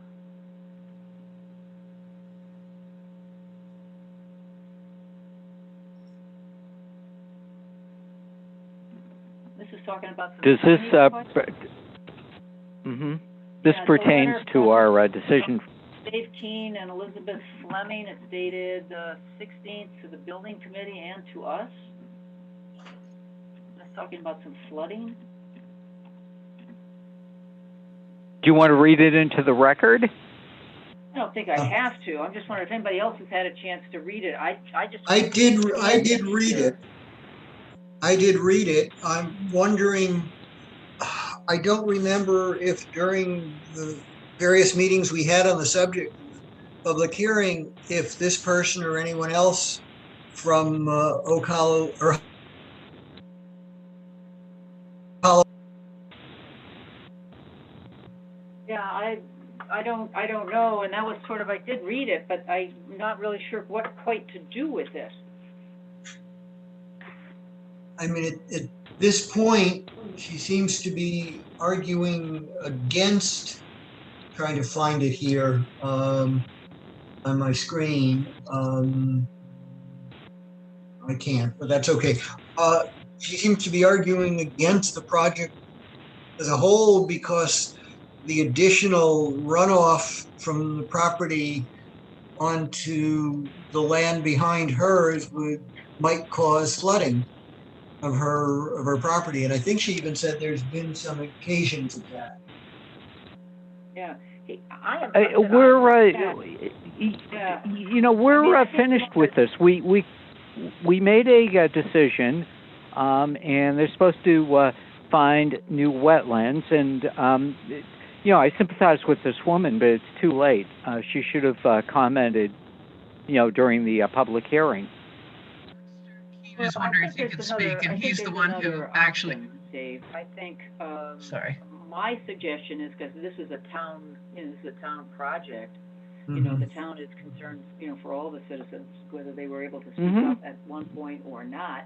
My thought would be, Alice, let's send this over to the, to the engineering firm. Right. That's what I was thinking too.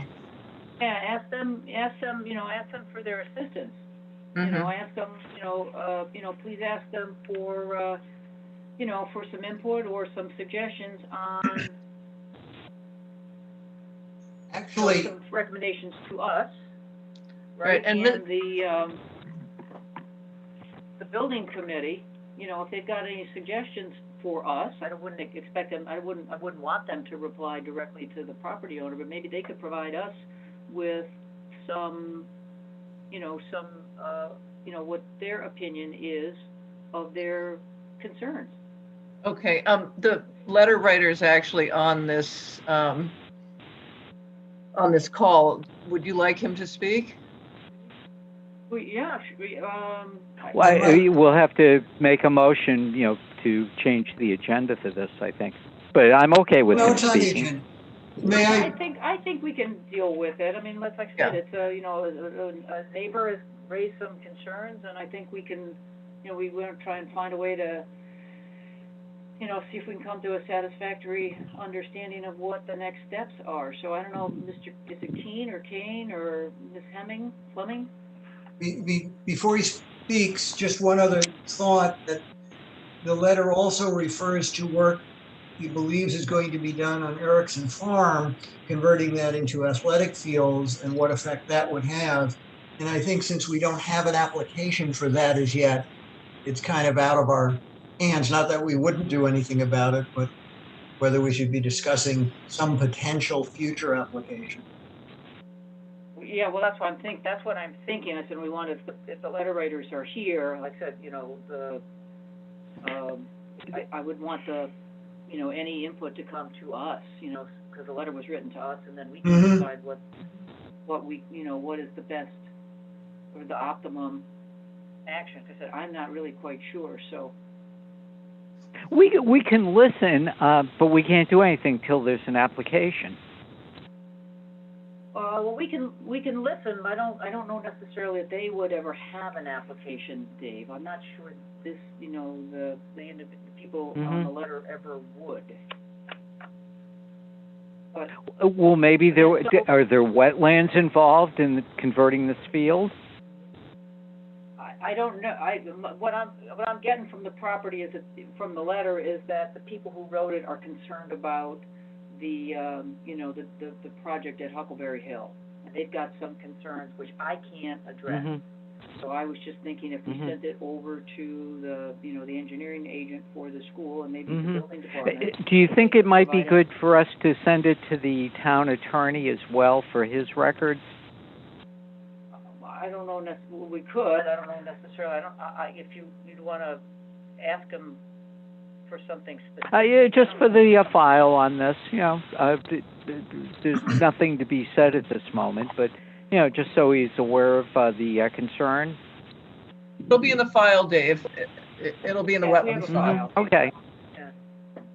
So Alice, I said, I'm not online, so I didn't see this. So Alice, Okay, you yes, said, they are here.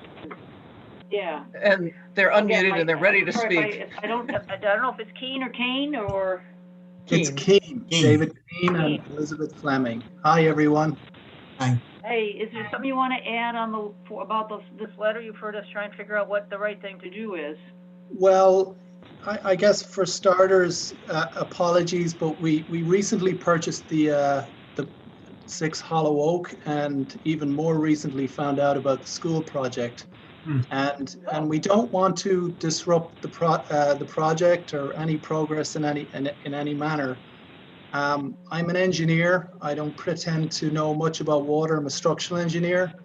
I did review the stormwater management report that was issued by the civil engineers. I don't recall what their names were. And I also reviewed their site utility plan that supplemented the report.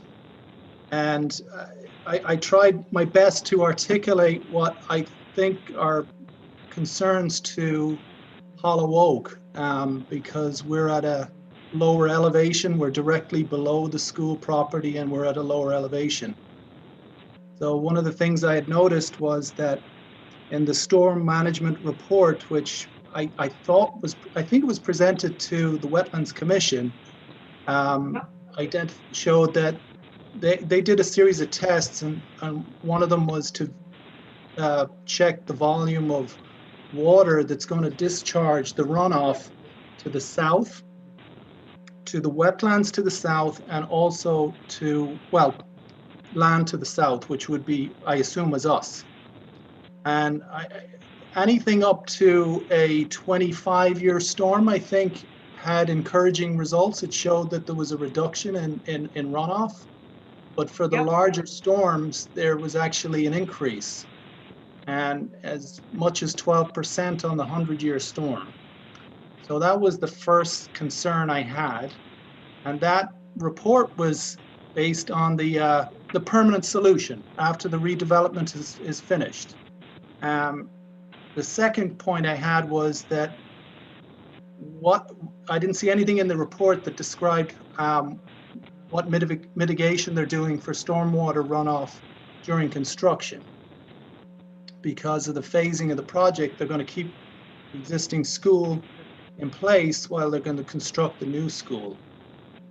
So again, it could be that just the civil engineers that wrote the report could respond with a favorable response and say, we have looked at this and actually there's not going to be any increase. And then the third point was, I guess, we're late to the game on this as far as the school, but Erickson Farm, I believe, there hasn't been an application made on that, but I've heard rumors that they do intend or hope to use Erickson Farm for athletic fields and parking and an access road. And I guess we're trying to get in there early and just confirm that there's some thought about stormwater management to the neighboring properties if they do in fact use Erickson Farm for those applications. All right. Well, again, there's never my judgment. The facts are the facts are the facts are the facts, and the facts can never come too late. If there's something that should be considered, then I personally, I'm not so worried about the timing. My thought would be, like I said, we'd like to for an application that hasn't been defined, like Erickson Farm, there might not be anything, that can be done besides sharing your concern. If that does come to our commission,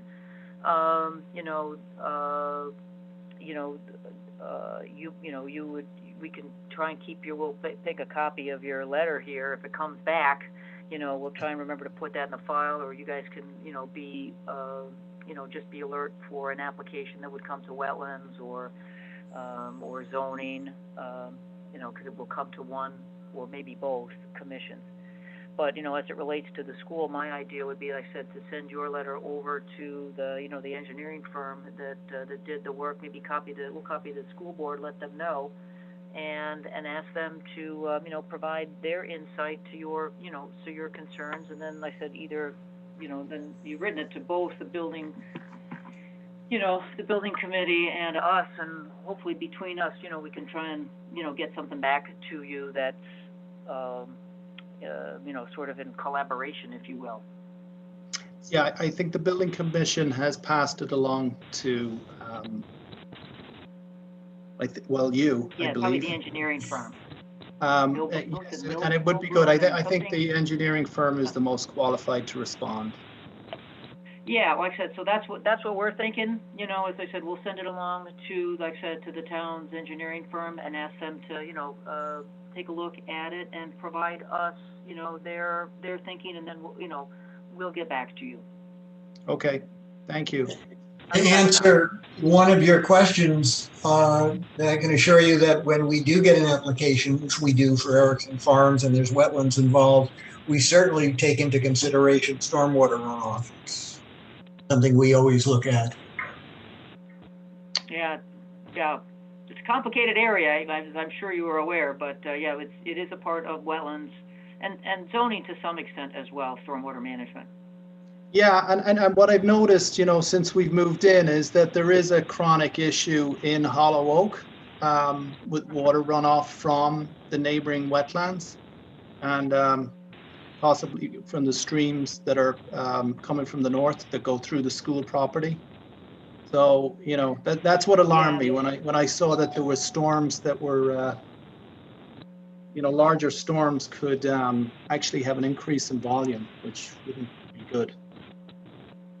Yeah, running along that Candlewood Lake Road, there's two brooks there, the East Brook and the West Brook, and there's been some development around them, which has sort of changed how they behave. There is, in that general area, I'm not going to speak for, Hollow Oak, because I don't know that particular property, but we do know, there have been areas where wetlands that, were filled decades ago, when there was not an understanding of the impact of changing or filling wetlands, and so it does impact how water behaves after storms, and there are a number of people there that get surprised from time to time. Yeah. All right. Well, that's what I think. It sounds like it sounds like there's it sounds like that would work for you. And I said we'll get back to you. As soon as quickly as we can get something from them and we understand it. So. Yeah. Thank you for reading my letter, and I appreciate you following up. Thank you. Thank you for your interest in this. Yeah, no, that's absolutely. Thank you for your interest. Like I said, the facts are the facts are the facts are the facts, and we want to deal with the facts. All righty. Let's see. How about, so we're going to move on here to a review of the previous minutes, January 11th. I read them. I didn't see anything noteworthy. I didn't either. Yep. I'm happy with them. Mm-hmm. I want to make a motion to approve them. I'll make it. Motion to approve the. I'll second. Approve the minutes for January 11th, 2021. Do I have a second? Yeah, happy. Second. Seconded that. I always have trouble with that. All right. All those in favor? Aye. Okay. Any opposed? All right. Motion carries unanimous. Informal discussion. Again, repairing buffers. That is also on my list of things to do. Road maintenance impact. I don't think there's anything that's particularly new for this evening. So if there isn't, I'll take a motion to adjourn. So moved. All right. Michael, Second. we have a second. Second, Dave, Yep. right there. Yeah, with The motion to emphasis. All right, all those in favor of the motion to adjourn? Aye. Aye. All right, motion carries unanimous. We are adjourned. Thank you, everyone. See you in a couple weeks.